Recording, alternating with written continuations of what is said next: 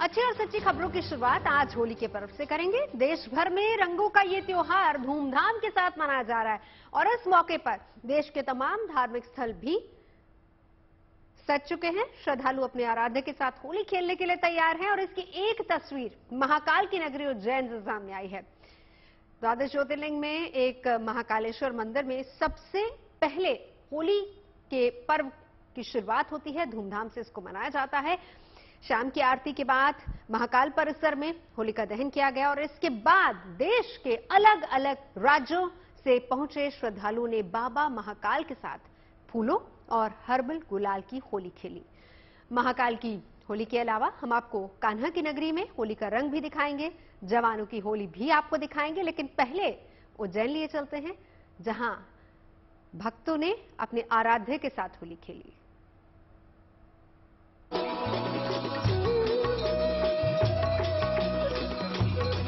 महाकालेश्वर मंदिर में उड़ रहा रंग गुलाल।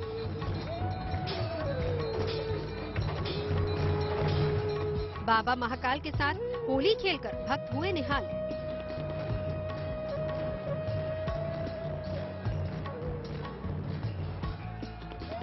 सबसे पहले महाकाल के आंगन में मना होली का त्योहार।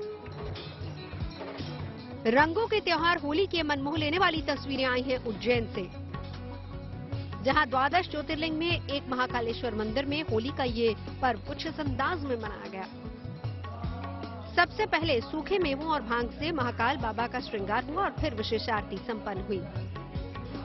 इसके बाद महाकाल के आंगन में शुरू हुआ होली का पर्व, जिसमें पंडित और पुरोहितों ने बाबा पर फूलों और गुलाल की बारिश कर होली खेली और फिर बारी आई महाकाल के दरबार में मौजूद श्रद्धालुओं की, जिन्होंने करीब 40 क्विंटल फूलों से बाबा के साथ होली खेली।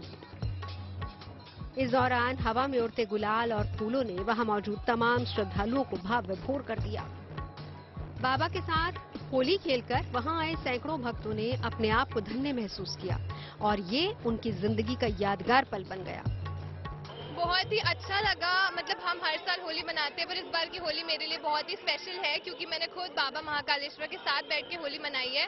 मैं सारे श्रद्धालुओं को यही बोलूंगी कि उनको एक बार जरूर महाकाल आकर यहाँ की होली का आनंद लेना चाहिए। हमने महादेव के सामने बैठकर रंगों की और फूलों की होली मनाई और वो स्पेशल होली थी, स्पेशल आरती थी, क्योंकि रंग और फूल तो हर बार हो नहीं होते, तो ये एक स्पेशल मौका था मैं और मेरे फ्रेंड्स के लिए, और हम बिल्कुल लीन होकर भगवान में हमने बहुत अच्छे से बैठकर वहाँ पे होली मनाई। वसंत पंचमी के दिन ही महाकाल के दरबार में होली की शुरुआत हो जाती है और सबसे पहले होलिका दहन भी महाकाल के आंगन में होता है। ये परंपरा अनादिकाल से चली आ रही है, जो इस बार भी पूरे विधि विधान के साथ निभाई गई। बाबा के आंगन में पंडितों ने मंत्रोच्चार के साथ होलिका पूजन किया। इस होलिका पूजन के बाद सैकड़ों भक्तों की मौजूदगी में होलिका दहन किया गया।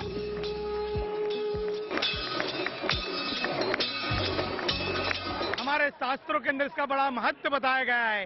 होलिका पूजन और पूजन के बाद होलिका दहन, यह हमारे शास्त्रों की परंपरा है। आज समस्त प्रकार की बुराइयों को नष्ट करने का दिन है। शिव भक्तों को महाकाल की इस होली का इंतजार साल भर रहता है। इसीलिए होली के इस पावन मौके पर बाबा के साथ होली खेलने के लिए देश के अलग अलग राज्यों से लोग बड़ी संख्या में वहां पहुंचते हैं। ऐसी मान्यता है कि अगर होली पर्व पर श्रद्धालु भगवान के रंग में रंग जाए और भगवान के साथ सच्चे मन से होली खेल ले, तो उनके सारे कष्ट दूर हो जाते हैं। जो आज भक्त भगवान होली का पूजन अर्चन करता है, उसका समस्त कामनाएं उसकी पूर्ण होती है और समस्त बुराइयां नाश होता है। होली का दहन हो रहा है अभी महाकालेश्वर मंदिर में, और ये प्रतीत है कि बुराइयों पे अच्छाइयों की हमेशा जीत होती है। धार्मिक नगरी उज्जैन में भक्त और भगवान के बीच खेली गई ये होली बेहद अद्भुत है और अलौकिक है। देश के दूसरे धार्मिक स्थलों पर भी कमोबेश ऐसी ही होली का ये पर्व शानदार तरीके से मनाया जा रहा है। उज्जैन से संदीप कुलश्रेष्ठ के साथ bureau report, good news today. चलिए अब आपको कान्हा की नगरी लिए चलते हैं, होली का रंग वहां से दिखाते हैं। तमाम मंदिरों में ये पर्व बड़ी धूमधाम के साथ मनाया जा रहा है। कहीं फूलों की होली खेली जा रही, तो कहीं रंग और गुलाल के साथ लोग होली खेल रहे हैं। ब्रज की इसी अनोखी होली को देखने और खेलने के लिए देश ही नहीं बल्कि विदेशों से भी बड़ी संख्या में लोग मथुरा पहुंचते हैं, जो खुद को श्री कृष्ण और श्री राधा रानी के भक्ति रंग में रंगने से रोक नहीं पाते। अपने आराध्य के साथ होली खेलने की ललक ही इन्हें यहां खींच लाती है और ये तस्वीरें इस बात की गवाही दे रही कि कान्हा की नगरी में जैसे ही होली की शुरुआत होती है वहां हर और सिर्फ अबीर गुलाल ही नजर आता है। बीते 2 साल कोरोना पाबंदियों के बीच होली का पर्व बहुत ही रिस्ट्रिक्शंस के साथ मनाया गया था, लेकिन इस बार पाबंदियां है नहीं, कोई टेंशन नहीं है, तो ऐसे में श्रद्धालु भी जमकर होली खेल रहे हैं। गजब का जोश और उत्साह दिखाई दे रहा है। लोग गिले शिकवे भूलकर एक दूसरे को गले लगा रहे हैं, रंग लगा रहे हैं और होली के रंग में कोई भांग ना पड़े, इसको लेकर भी प्रशासन अलर्ट है ताकि लोग हंसी खुशी त्योहार का रंग मना सके। हम खड़े हैं यहाँ जो ऐतिहासिक राधा गोपाल मंदिर जिसके प्रांगण में हम यहाँ खड़े हैं और यहाँ से रास्ता सीधा राधा दामोदर और बांके बिहारी मंदिर को जाता है। पूरे रास्ते में सुबह से लेकर लगातार आप देख सकते हैं आगे जाने के बाद गली तंग हो जाती है और लोग बिल्कुल मस्त हो जाते हैं। यानी एक और तो गली धीरे धीरे नैरो होती जाती है, लोगों के दिल बड़े होते जाते हैं और उसके बाद राधे राधे के साथ वहां दिख रहा है इसके बारे में कहते हैं उड़त गुलाल लाल भर बदला भारत भर भर छोरी रे रसिया आज छोरी रे रसिया। तो पीछे दिखाई पड़ रहे हैं कि कैसे वो बादल गुलाल उड़ने के साथ साथ वो बादल भी लाल दिखाई पड़ते हैं और उड़ता है गुलाल चलती है।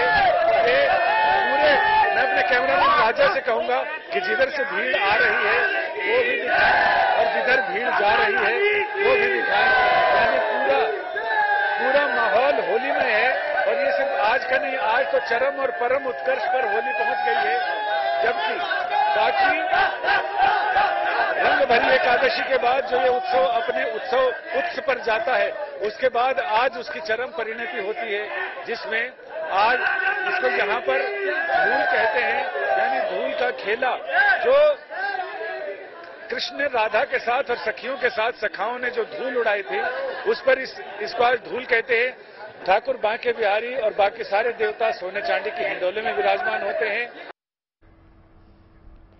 होली की खुमारी सबके सर चढ़कर बोल रही है, क्या आम और क्या खास, हर कोई होली के इस उत्सव को मना रहा है, इस त्योहार को भव्य और शानदार तरीके से मना रहा है। तो भाई ऐसे में देश के उपराष्ट्रपति और लोकसभा अध्यक्ष भी कैसे पीछे रह सकते हैं। तमाम राज्यों के मुख्यमंत्री, विधायक, हर कोई अपने अपने तरीके से होली मना रहे हैं। 6 तस्वीरों के जरिए हम आपको दिखा रहे हैं किस तरीके से हमारे माननीय होली के रंग में रंगे नजर आ रहे हैं। पहली तस्वीर दिल्ली की, जहां उपराष्ट्रपति जगदीप धनखड़ ने अपने आवास पर लोगों को गुलाल लगाकर होली की बधाई दी। दूसरी तस्वीर राजस्थान के कोटा से आई है, वहां लोकसभा स्पीकर ओम बिरला ने अपने समर्थकों के साथ जमकर होली खेली। तीसरी तस्वीर है गांधीनगर की, वहां विधानसभा परिसर में पहली बार तमाम विधायकों ने धूमधाम से होली का ये पर्व मनाया है। महाराष्ट्र के ठाणे में मुख्यमंत्री एकनाथ शिंदे, जबकि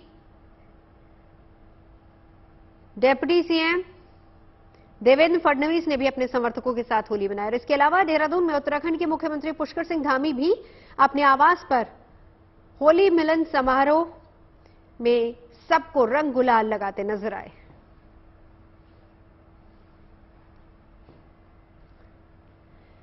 पूरे देश में होली का उल्लास है, रंगों की बहार है, हर चेहरा मुस्कुरा रहा है। शहर शहर, गांव गांव होली के रंग बिखरे हुए हैं। उत्सव का ये उल्लास देश की सरहदों पर भी नजर आ रहा है। बॉर्डर पर तैनात हमारे जवान भी होली मना रहे हैं। अब भले ही वो अपने परिवार से दूर हैं, लेकिन पूरा देश उनका परिवार है। देश का हर बाशिंदा उनके परिवार का हिस्सा है। तो चलिए लिए चलते हैं हम आपको जम्मू कश्मीर के सांबा, जहां बीएसएफ के जवानों ने भारत पाकिस्तान बॉर्डर पर मौजूद अपने कैंप में जमकर रंग उड़ाया।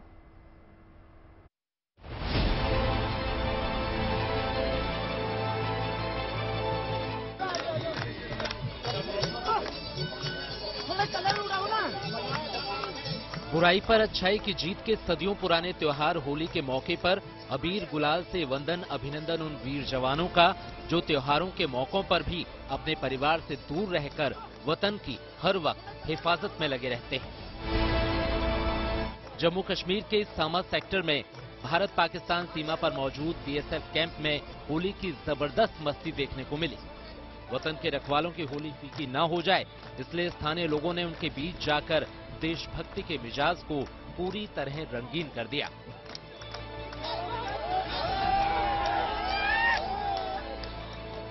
जम्मू कश्मीर के सांबा जिले में, और यहाँ पर आप देखिए बीएसएफ जवानों का जोश और जज्बा।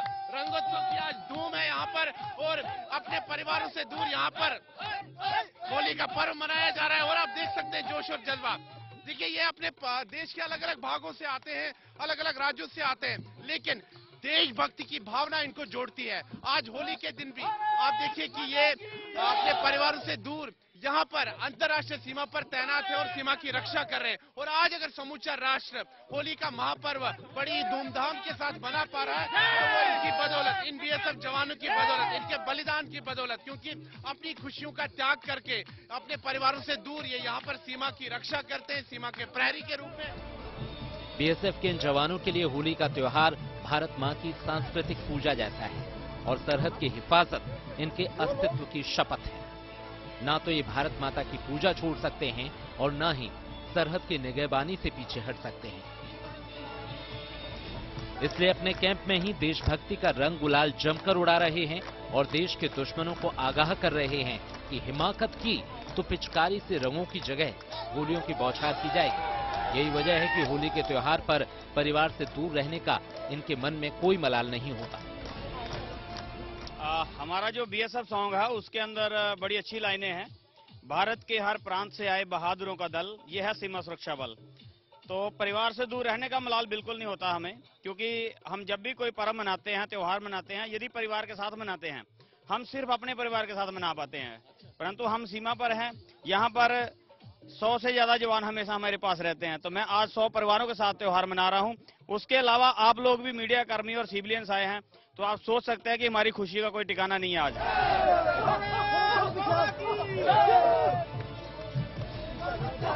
होली के मौके पर वतन के रखवालों ने जमकर ठुमके भी लगाए, रंग गुलाल उड़ाए, एक दूसरे का मुंह मीठा किया, खुशियों का पैगाम बांटा और साथ ही देशवासियों को ये संदेश भी दिया कि सरहद के भीतर आप बिल्कुल बेखौफ होकर होली दिवाली मनाएं, क्योंकि इस देश पर किसी ने नापाक नजर डाली तो उसकी ईंट से ईंट बजा दी जाएगी। सांबा से Sunil Bhatt, good news today. तो एक तरफ सरहद के ये रखवाले होली मना रहा है, वहीं दूसरी तरफ सरहद का एक और रखवाला देश की रक्षा के लिए तैयार है। हिंदुस्तान के अपने स्वदेशी युद्धपोत INS विक्रांत पर एक इतिहास रचा गया है। अपनी फुल फ्लीट के साथ नेवी ने इस युद्धपोत को अपनी फ्लाइंग बेड़े की तैयारियों को परखा। नेवी के इन लड़ाकू विमानों के साथ हेलीकॉप्टर्स ने भी उड़ान भरी। हालांकि जंग के लिए पूरी तरह से तैयार होने में अभी INS विक्रांत को कुछ और महीने का वक्त लग सकता है।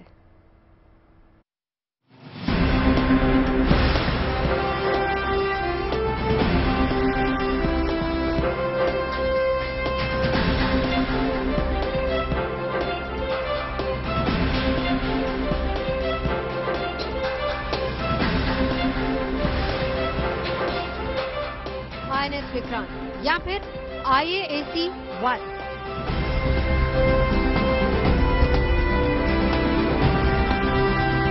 जो चाहे कह लीजिए, लेकिन बीच समंदर की इसकी बादशाहत देखनी हो तो जरा इन तस्वीरों पर भी निगाह डालिए। ये भारत का अपना शाहकार है, पूरी तरह देसी विजन में ढला हुआ, लेकिन अंदाज दुनिया को चौंकाने वाला। हिंदुस्तान की समुद्री सरहदों की हिफाजत का एक ऐसा अचूक योद्धा जिसे देखने के बाद दुश्मन भी दांतों तले उंगलियां दबा ले।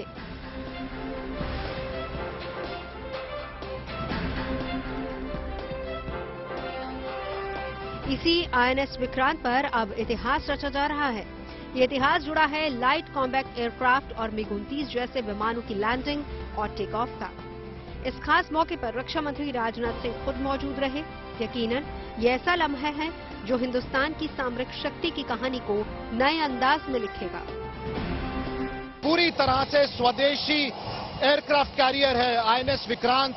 वो अब पूरी तरह से कॉम्बैट रेडी हो चुका है। LCA नेवी की जहां तक बात हो, वो नेवी में कॉम्बैट यानी कि लड़ाई के लिए इस्तेमाल नहीं किया जाएगा, लेकिन चाहे एक्सरसाइजेज हो या ड्रिल्स हो या ट्रेनिंग हो, उसमें एलसीए नेवी एक अहम भूमिका निभाएगा। और MiG-29K जो कि काफी दशकों से भारतीय नौसेना को सर्व कर रहा है, इसको भी हल्के हल्के फेज आउट किया जाएगा और MiG-29K की जगह फिलहाल 26 विदेशी फाइटर एयरक्राफ्ट आएंगे, लेकिन 2026-2027 तक स्वदेशी फाइटर एयरक्राफ्ट का पहला प्रोटोटाइप तैयार हो जाएगा। और ये बात साफ है कि आने वाले दशक में भारतीय नौसेना न सिर्फ स्वदेशी एयरक्राफ्ट कैरियर इस्तेमाल करेगी, लेकिन उस पे उड़ने वाले जहाज भी पूरी तरह से स्वदेशी होंगे। ये पहला मौका था जब आईएनएस विक्रांत पर फुल फ्लीट दिखाई थी, जिसमें नौसेना के हेलीकॉप्टर और लड़ाकू विमान शामिल थे। इस दौरान नेवी के लड़ाकू विमानों का छोटे रनवे पर तेजी से टेक ऑफ करना ये स्वदेशी लड़ाकू विमानों के साथ एयरक्राफ्ट कैरियर के डिजाइन, डेवलपमेंट, प्रोडक्शन और ऑपरेशन करने में भारत की ताकत को दिखाता है। MiG-29 फाइटर एयरक्राफ्ट इस वक्त टेक ऑफ के लिए तैयार है। आईएनएस विक्रांत के फ्लाइट डेक पर MiG-29 खड़ा हुआ है। इस समय 3 MiG-29 के फाइटर एयरक्राफ्ट आईएनएस विक्रांत पर हैं। काफी समय से MiG-29 के भारतीय वायुसेना का हिस्सा रहे हैं, लेकिन अब भारतीय नौसेना इनको फेज आउट करने की प्रतिक्रिया में है। प्रोसेस शुरू हो चुका है। रफाल फ्रेंच रफाल और यूएस का सुपर हॉर्नेट के बीच में अभी भी कंपटीशन है कि इन दोनों में से कौन सा भारतीय वायुसेना में आएगा। 26 ऐसे नए विदेशी लड़ाकू विमान भारतीय नौसेना को लेने हैं। इसके साथ ही यहां कामोव और अमेरिकन हेलीकॉप्टर MH-60R ने भी उड़ान भरी। ये वो हेलीकॉप्टर है जिसका इस्तेमाल जंग और अमन दोनों सूरत में समंदर की निगरानी के लिए किया जा सकता है। फ्लाइंग ट्रायल की शुरुआत बीते साल नवंबर महीने में हुई, जो मई 2023 तक चलेगी। इस मौके पर नौसेना प्रमुख एडमिरल आर हरिकुमार ने बताया कि ये एक ऐतिहासिक मौका है, क्योंकि यहां पर नेवी कमांडरों की बैठक भी आईएनएस विक्रांत पर हुई। हालांकि उन्होंने कहा कि नौसेना के बेड़े में फाइटर जेट की संख्या बढ़ाने पर हम तेजी से काम कर रहे हैं। The expectation is that by 2026-27 तक ये prototype will start flying. Maybe by 2032-2033 से लेके प्रोडक्शन स्टार्ट होगा।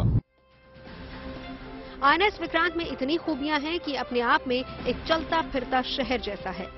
दुनिया के वॉरशिप एयरक्राफ्ट की अगर बात की जाए तो अमेरिका और चीन के बाद भारत उन देशों में शुमार है जिसके पास 2 वॉरशिप एयरक्राफ्ट हैं। हालांकि विक्रांत अपनी हिफाजत करने में खुद कारगर है। विक्रांत में 32 मीडियम रेंज की सरफेस टू एयर मिसाइल होंगी। ये AK-630 रोटरी कैनन से लैस होगा। Indian anti missile naval decoy system से लैस, जो लेजर गाइडेड मिसाइल को डायवर्ट करने में भी सक्षम है। विक्रांत के साथ बैटल ग्रुप जिसमें कलबरी क्लास सबमरीन और कुछ डिस्ट्रॉयर्स भी शामिल होंगे। फिलहाल MiG-29 के LCA जैसे फाइटर जेट और MH-60R हेलीकॉप्टर्स इसकी असल ताकत के रूप में मौजूद हैं। इसमें फ्यूल के 250 टैंकर, 2400 कंपार्टमेंट्स हैं। इस पर एक बार में 1600 क्रू मेंबर्स और 30 विमान तैनात हो सकते हैं। 45,000 टन वजनी आईएनएस विक्रांत भारत में बना सबसे बड़ा वॉरशिप है। यह आईएनएस विक्रमादित्य के बाद देश का दूसरा एयरक्राफ्ट कैरियर है। विक्रमादित्य को रूसी प्लेटफॉर्म पर तैयार किया गया था। इस साल के अंत तक आईएनएस विक्रांत जंग के लिए पूरी तरह से तैयार हो जाएगा। आईएनएस विक्रांत से अभिषेक भल्ला के साथ bureau report, good news today. INS Vikrant पर नौसेना सिर्फ अपने फुल फ्लीट की टेस्टिंग ही नहीं कर रही, बल्कि पहली बार नेवी कमांडर्स की मीटिंग भी कर रही है। 5 दिन तक चलने वाली इस मीटिंग के पहले दिन रक्षा मंत्री राजनाथ सिंह भी पहुंचे, जहां उन्होंने कहा कि रक्षा क्षेत्र में देश की अर्थव्यवस्था को बदल देगा। उन्होंने कमांडर्स से समुद्री क्षेत्र में उभरती सुरक्षा चुनौतियों को प्रभावी ढंग से दूर करने के लिए भविष्य की क्षमता के विकास पर फोकस करने की अपील की। रक्षा मंत्री का दावा है कि अगले 5 से 10 साल में रक्षा क्षेत्र से 100 बिलियन अमेरिकी डॉलर से अधिक की ऑर्डर दिए जाने की उम्मीद है। और इसी दौरान एडमिरल कुमार ने कहा कि ये एक ऐतिहासिक अवसर है। इसमें नेवी ऑपरेशंस और कई अन्य महत्वपूर्ण मुद्दों पर चर्चा करेंगे, जिसमें वायुसेना और सेना से बेहतर कोऑर्डिनेशन का भी मुद्दा शामिल है। इस बैठक में सेना और वायुसेना प्रमुख के शामिल होने की बात भी कही जा रही है। This is again change from what has been happening earlier, so that we interact with the people, with our personnel, men and women who are on board the ship, and get a feel of what is what is the requirements, what are the challenges. और वहीं दूसरी तरफ आज से भारतीय सेना और फ्रांसीसी सेना के बीच पहला संयुक्त सैन्य अभ्यास शुरू हुआ है। 2 दिन तक चलने वाले इस युद्धाभ्यास को फ्रेंजिक्स 23 नाम दिया गया है। ये केरल में तिरुवनंतपुरम के पैंगोड मिलिट्री स्टेशन में आज और कल होगा और ये पहली बार है जब दोनों देशों की सेनाएं इस फॉर्मेट में, दोनों देशों की एक कंपनी का ग्रुप शामिल है। तिरुवनंतपुरम में भारतीय सेना के साथ फ्रांस की 6वीं लाइट आर्म्ड ब्रिगेड की कंपनी युद्धाभ्यास कर रही है और इस एक्सरसाइज का मकसद सामरिक तौर पर दोनों देशों की सेनाओं के बीच को कोऑर्डिनेशन और कोऑपरेशन और इंटर ऑपरेशन को बढ़ाना है। अभ्यास में इंसानों की मदद के लिए पोस्ट बनाकर उसकी सुरक्षा, आपदा राहत और मदद करते हुए आबादी को एक जगह से दूसरी जगह ले जाने की कवायद शामिल है। और इस संयुक्त अभ्यास में फ्रांस के साथ रक्षा सहयोग को और मजबूत करना भी एक मकसद है, जो भारत फ्रांस रणनीतिक साझेदारी का एक प्रमुख पहलू है।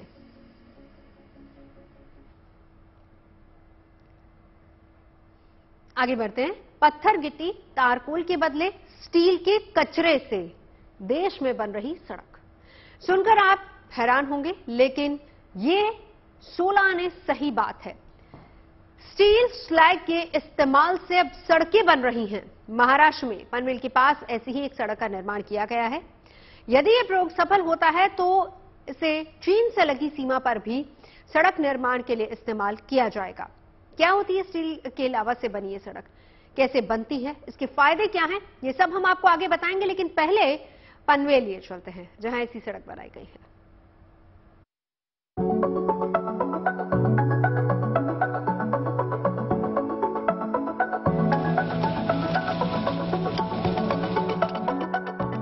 यहां ये सड़क आम सड़कों की तरह नहीं बन रही, बल्कि एक नए और आधुनिक तरीके से बन रही है।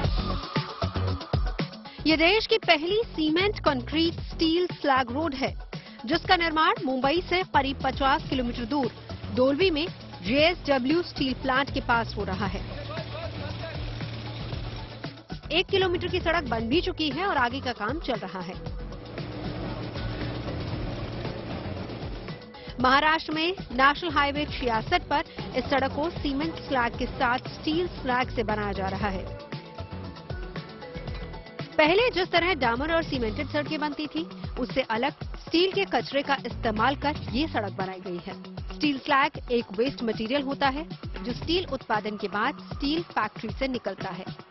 आसान और सीधे तरीके से कहें तो ये स्टील का कचरा होता है, जिसका इस्तेमाल सीमेंट बनाने में किया जाता है। लेकिन अब इसका इस्तेमाल सड़क बनाने में हो रहा है। स्टील स्लैग को प्रोसेस कर उसे सड़क में इस्तेमाल होने लायक सामान के तौर पर तब्दील किया जाता है और फिर रोड के निर्माण में उसका उपयोग होता है।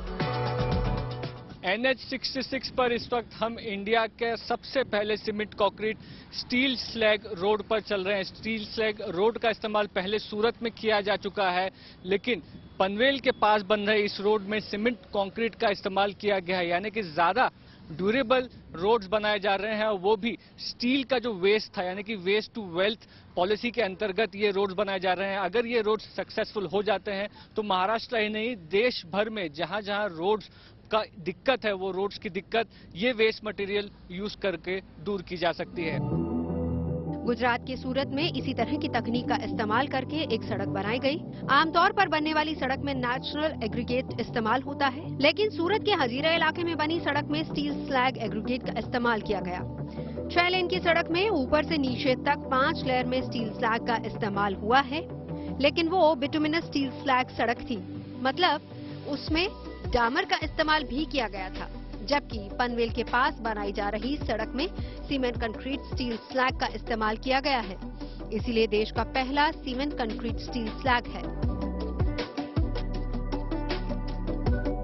जैसे 4 लेन की जो सड़क हमारी बनती है उसमें 20 से 25,000 टन एग्रीगेट 1 किलोमीटर में इस्तेमाल होता है, और ये रोड का ट्रायल का पर्पज था कि 100% नेचुरल एग्रीगेट को रिप्लेस करना।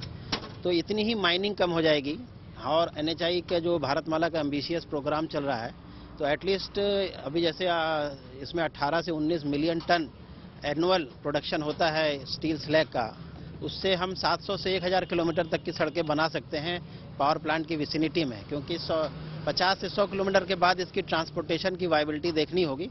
उतने एरिया में जैसे NHAI सबसे पहली एजेंसी थी जिसने लार्ज स्केल पे फ्लाई ऐश का इस्तेमाल किया अपने सभी प्रोजेक्टों में, तो ये आयरन स्टील का भी इस ट्रायल के बाद जो अभी सक्सेसफुल हो गया है, और इसको इस्तेमाल करने से जो 50 से 100 किलोमीटर के रेंज में जहां पे स्टील स्लैग का उत्पादन रहेगा, सड़कें बनाई जा सकती हैं, और 1000 किलोमीटर करीब सड़कें एनुअली इसके इक्विवेलेंट बन सकती हैं। पनवेल के पास बनाई जा रही सड़क की गुणवत्ता का पता लगाने के लिए अमेरिका से लाए गए सेंसर्स भी लगाए गए, जिसके जरिए 3 साल तक मॉनिटरिंग की जाएगी, ताकि दिन और रात की रिकॉर्डिंग से बाकायदा डेटा के साथ साथ रोड की परफॉर्मेंस की जानकारी भी मिल सके। और सब कुछ ठीक रहने पर आने वाले समय में देश में इस सीमेंट स्टील स्लैग रोड का दायरा बढ़ना तय है। साथ ही देश में स्टील स्लैग के जमा ढेर का भी अच्छा इस्तेमाल हो सकेगा। पनवेल से मुस्तफा शेख के साथ bureau report, good news today.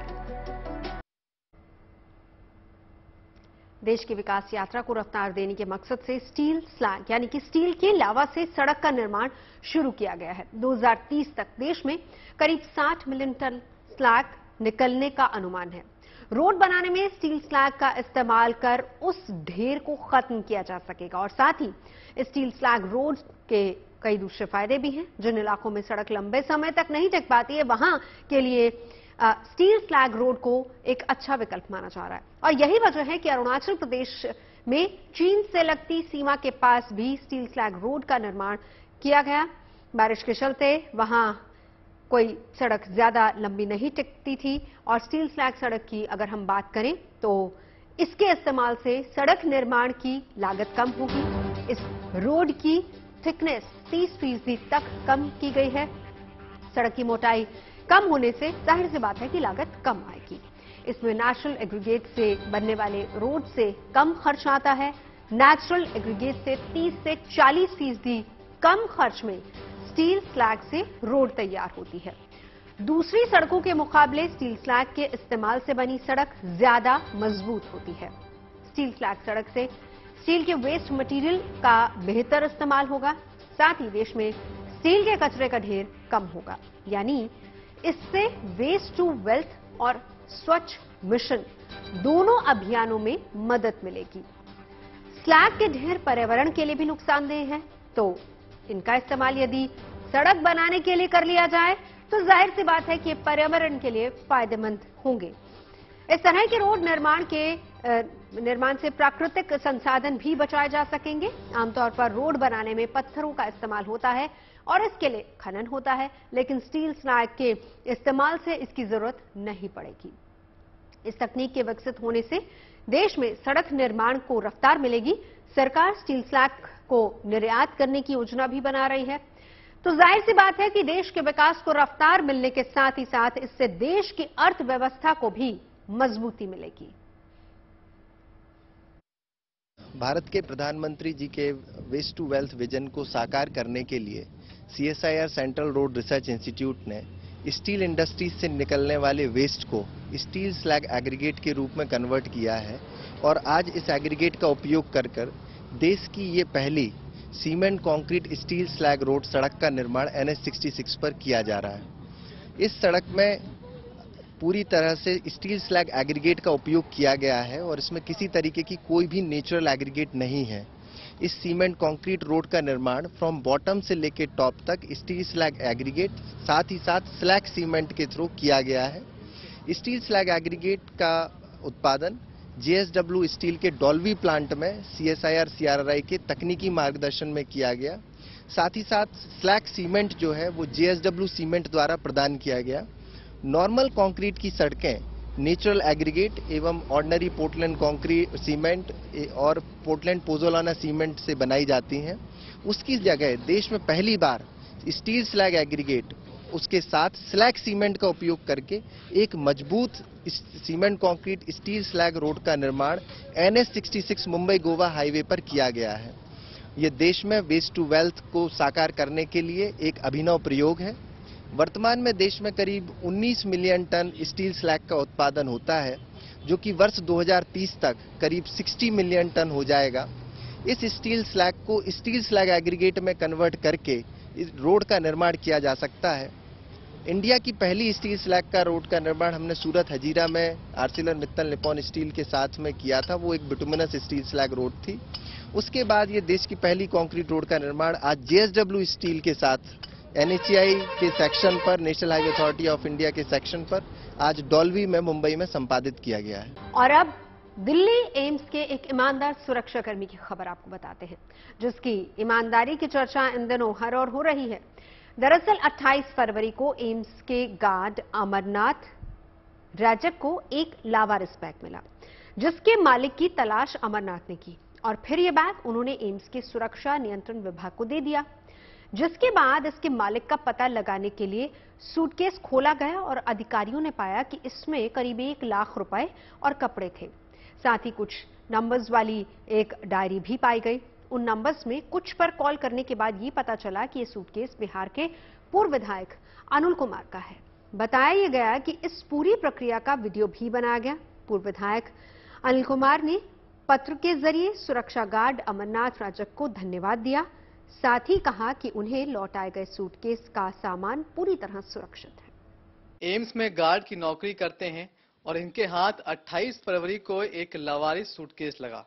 Suitcase में पैसे थे, बहुत सारी घर की चाबियां थी, गाड़ी की चाबियां थी, कुछ कपड़े थे और समझदारी इनकी ये कि उस सूटकेस के जो मालिक थे वो उसे भूल से वहां पर छोड़ गए थे। ना सिर्फ उन्होंने उस सूटकेस को किसी और के हाथ में, गलत हाथ में जाने से बचाया, बल्कि उसके मालिक को भी आसानी से उस बैग को वापस पहुंचाया पूरे सामान सहित। आज इनके इस काम को हर कोई सलाम कर रहा है। अमरनाथ जी, कब से आप एम्स में हैं और उस दिन सब कुछ हुआ कैसे, क्या हुआ तो जरा बताइए। तो सर, मेरा नाम अमरनाथ है। मैं पिछले 7 ईयर से एम्स में सिक्योरिटी गार्ड के रूप में तैनात हूँ। तो ये सर 28 फरवरी की बात है कि जब मेरे वहाँ पे ड्यूटी RK OPD ट्रैफिक पे था, न्यू राजकुमारी OPD के ट्रैफिक पे था, तो वहाँ पे 1:30 के करीब में एक पेशेंट सीरियस आए थे। उनकी लड़की व्हीलचेयर लेके जा रहे थे। वो व्हीलचेयर चलाने में असमर्थ हो रहे थे, तो वो व्हीलचेयर को मैंने उसको हेल्प किया। व्हीलचेयर के जहाँ पे स्टैंड है मैं वहाँ पे ले जाके उनको रखे। खबरें सच्ची होनी चाहिए, अच्छी खुद ब खुद लगती हैं। Navjot Randhawa signing off. आप सुनते रहिए गुड न्यूज और देखते रहिए गुड न्यूज टुडे।